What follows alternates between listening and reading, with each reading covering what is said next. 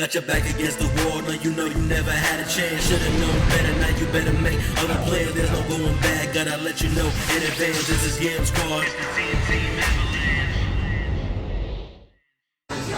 Hey, how's it going, YouTube? This is Joe Grizz from the Team Avalanche Worldwide YouTuber channel. And your man B Walls in the building, you already know. My nigga B Walls?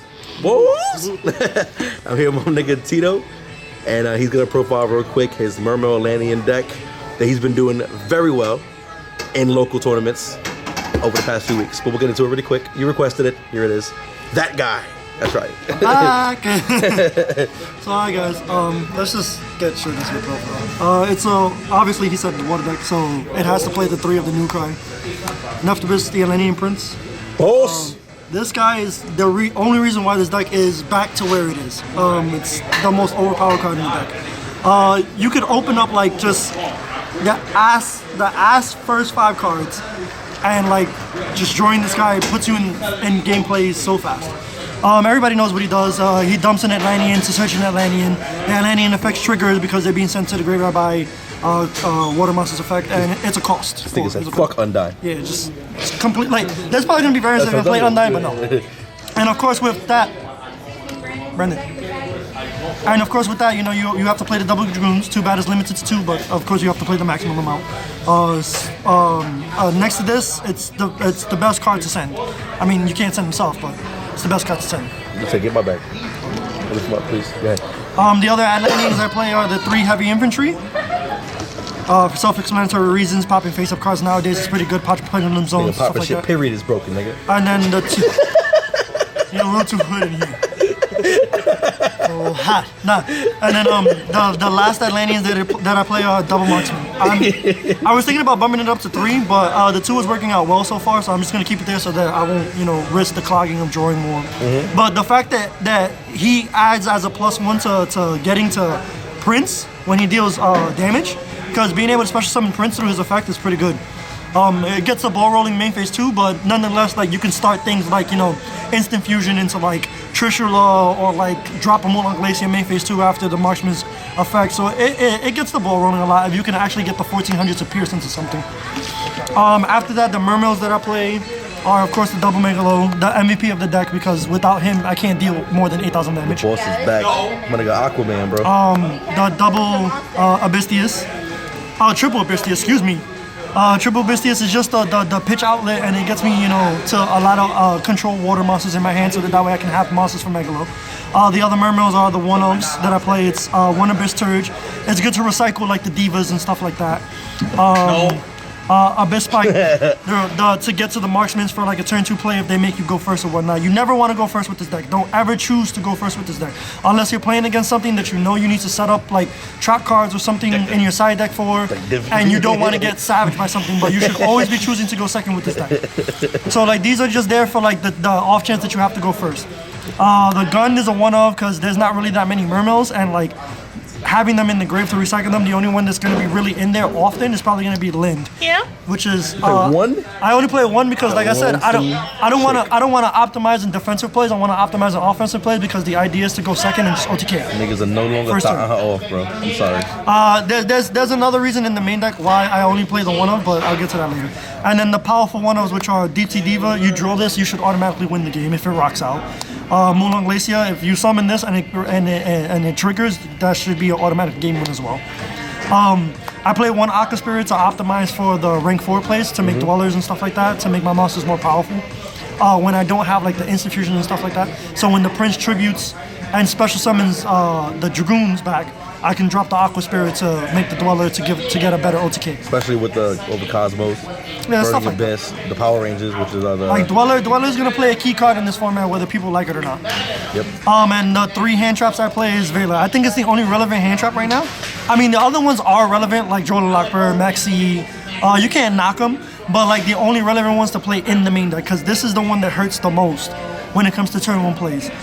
And like it also helps that it's a tuner, because I can instant fusion Nodin, bring it back, and then like special summon an Aqua Spirit to make a Trish, or like normal summon Diva to get Prince to make something with the Prince to make a Gungreer to pop stuff. Like, it comes in handy having it as a tuner. The spell lineup is as is. I play the Trip Upstart Goblin, of course, because you know you just want to thin the deck out as much as possible and get to your combo cards. I play the 3 instant fusions, which is probably the MVP of the deck when it comes to like you know a turn 2 play or like getting the Dweller on board to make all the boost up. And it actually gets me to the Moonlight Glacier, because you instant fusion, bring back the Dragoons off the Nodin, detach it for the Dweller effect, and then you search the Moonlight Glacier to drop it to control. It helps control the graveyard of the waters for the Moonlight Glacier as well. Broken. I play double Twin Twister to clear the back rows. Double Forbidden Chalice. Chalice is in here to mitigate the Raffletias, the Cyber Infinities, the cards that are on board that are only going to trigger during my turn. Like if someone summons a Dweller against me, I can have the Chalice to negate the Dweller in my turn. It's also there to like as a defensive card if I go first and I have to, I can always set it, and it's like the Veiler if I don't have one. It can negate like any of the monsters that they summon to prevent them from making plays. The one-off spells I play is the powerful 1-for-1. Of course, you know what this card gets. It gets the Prince and it gets you going. It's also a special summon, so like whatever you get off the Prince, you could just normal summon Diva after that or do crazy stuff. I play the one-off Salvage. I play Regeki. And Abyss Scale of the Mikazuchi. This is one of the search targets off of the Megalo. It gives a Mermail monster that you equipped it to 800 attack, and when your opponent activates a spell card, after the resolution of the spell card, the effect gets negated and this card gets into the graveyard. So it's pretty good against like, you know, Monarchs and Pepe. They play all these spell cards and stuff. It prevents the resolution of the card effect. And then the one Abyss Field, which is the other search target for the Megalo, this is what the Lind is played for. If I didn't play this, I wouldn't play the Lind at all. So that's the main deck. 40? Yeah, 40 cards. I mean, it's 3 Upstart Goblins. You can't play more than that. You'd be surprised. I guess. You're right. Going into the side deck, it's 2 Droll and Lockbirds. The real reason why I play the Droll and Lockbirds is not really to play them. It's to get people to Gentleman's Yu-Gi-Oh! Them out of Game 2 and Game 3. Because I really don't like having to like go up against this card when I'm playing. So if someone's good enough to play skill, well, I mean it's not really skill at that point. It's like I'm probably just gonna like end up savaging you. But like it's just to get the past turn cards out of the deck.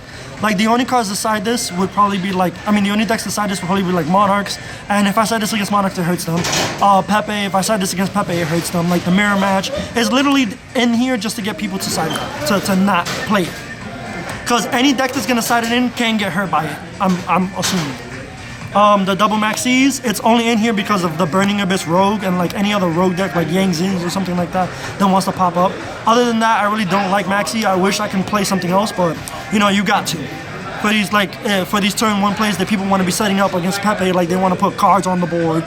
So like just feed me more cards. Like Burning Abyss want to just set up their boards, and it's like, all right, well I'm just gonna have more than 6 cards to try to OTK you. I play double Magical Springs for the same reason. Against Pepe, against any form of, you know, pendulum decks, against decks that want to play a lot of like, I want to say like, yeah, like what are they? Floodgates. Floodgates. Anyone that wants to play Floodgates, like I can flip this against a deck that's playing any of those things, and like it'll get me to my, you know, my princes. It'll get me to my heavy infantries to help pop these cards. Double MST. Because you have to have answers for the Floodgates, you have to have answers for like, you know, Pendulum Zones, break up Pendulum Zones, and those things like that. I play double Swords of Concealing Light. This card is mainly to stop cards like Majesty Fiends, Vanity's Fiends. It helps break unbreakable boards, like, you know, if they go Trap Trick, Rafflesia, and Nightmare, it helps me stop those plays. And it helps me put into, it gives my marksman more, you know, like, value when I pitch it for water effects. Double Gozen Match. The Gozen matches are there for like those odd matchups where they want to like have multiple types. Wow. Have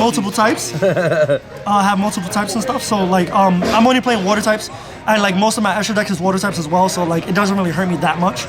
But like it's just there to like stop like, you know, pendulum decks from pendulum summoning so much. It's there to stop, you know, from them going into their multicolored exceeds and their attributes. It's there to stop monsters being special summoned from the deck that's multi-attributed. Like it has a lot of uses and it's really good. I play double Mind Crush. Everything in this format searches. I don't care what deck it is, it has a form of searching, and like certain decks will guarantee lose to this card if you flip it and call it at the right time. I feel like that the better player you are, the better utility you have with this card. but like some people just get lucky. Like there's points where you could just flip it and call something that you know this is the only card you lose to, and if they don't have it, oh well. If they do have it, you win the game because now they don't. And the one of vanities, the same reason I side deck the Jolin Lotbirds to get people to side it out. It doesn't really hurt me much, so like against certain decks I'll side it and keep it, but like I'll Gentleman's Yu-Gi-Oh it every now and then. That's the side deck. And then the extra deck is the two Nordens for the instant fusion, self-explanatory. The Tatsunoko, this guy opens up the Mulan Glacier, plays off of the Diva. And it's also pretty good to go into anything else. Like, it can help me go into Trish, it can help me go into Leo out of the hand, it can help me go into Gungrir out of the hand. Like, it literally helps me go into any other synchros out of my hand, like, since I can't, like, have an additional normal summon. And it's just a really good card. It gets boosted up by Dweller after I have it, so having an extra 22 hitter off on the board once the Diva sinks is pretty good. I chose to play Herald of the Arc Light because there's not many chances where I'm gonna have Diva and a heavy infantry or like a marksman and a Veiler. So like I thought to myself, it's either this or the Armory Arm. And although the Armory Arm does promote faster OTKs, it's not really necessary. So I chose this to play as a main phase 2 card to help negate card effects. The Gungrir, of course, self-explanatory, pitches water monsters, gets their effects, and destroys cards. Trishula, the most broken synchro in the world right now. If you're a water player and you're not playing Trishula, there's something wrong with you. Leo, you have to play it because it's the Tatsunoko. The Tatsunoko with an Abystius or a Megalo in hand makes the Leo. And it's still a powerful Yu-Gi-Oh card. I play a double Bisweller. It's probably the best Exceed in my extra deck.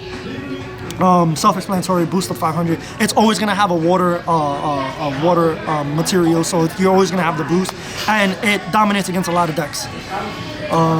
The one Castel and the off chance that I really need to bounce something.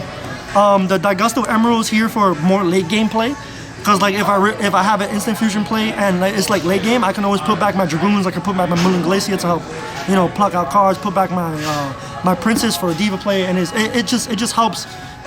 Put back the recycle so that way the late game lasts a little longer. Because Mermail's late game is not that good. The 101, it's the one other card other than Dweller that gets the effects off of the Dragoons, and it helps takes the special summon monsters and clears the board a little faster. The 7s are Mecha Phantom Beast Draco Sack. I mostly use it to load the graveyard with the waters after, and then help clear away to pop a card to help an OTK. Like if I have double Tias, I put the double Tias together and make this, don't make the tokens to pop something, and then I have the extra waters for the Mulan Glaciers to drop right away. Or sometimes I'll use the tokens since they're level 3s with the Diva Prince to make Trish. There's that. The Abyss, he's really good. You have to play him.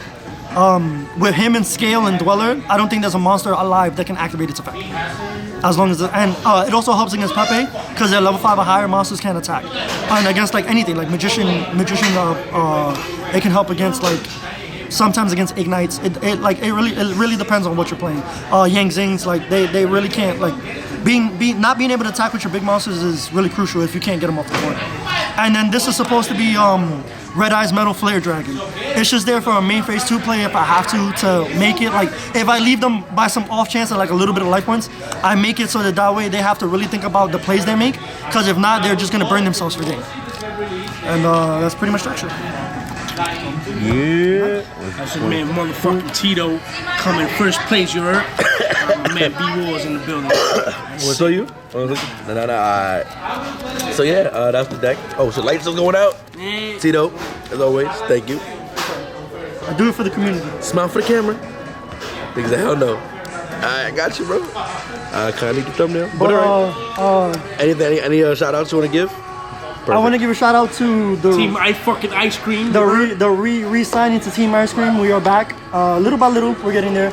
I gotta work my work schedule around so that I can play Yu-Gi-Oh more often. But from the looks of it, like me playing Yu-Gi-Oh right now, it's a really strong deck.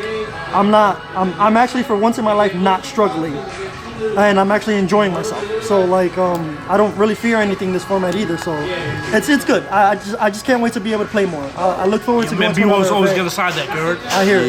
Yeah. Side bet all the time, you heard? Versus my man Tito. I'm just really looking forward to going to other events. Seeing my friends again. Hooking up with my teammates, Abraham, John Reyes. I'm still figuring out the gist of everybody else, but Kevin Uloa is another one. Shaddoll, you know him as. Those are the 4 for me right now. With Carlos is another one if he decides to take Yu-Gi-Oh seriously. The same thing with Shaddoll if he decides to take Yu-Gi-Oh seriously. But you know, life comes first. You gotta do what you gotta do, you know, to live. And you know, if Yu-Gi-Oh is not in the cards, then it's not in the cards. But I will try to attend more events than that I can, when I can, and hopefully, you know, get another top so I won't be an ancient dinosaur and stop being further. And you will be back on the channel. Yes, more often than usual. Yeah. If you know, Grizz will allow me to. Oh, of course. It's always a pleasure to have Tito on the channel. Hollywood, it's always a pleasure. Ain't going nowhere, bro. Here. Thank you. And as always, you have the right to life, liberty, and the pursuit of Yu-Gi-Oh. Later, guys. Please stay connected with me by adding me on all my social networks on Twitter, Instagram, and Facebook. Just copy the link into your search bar and add. Thank you.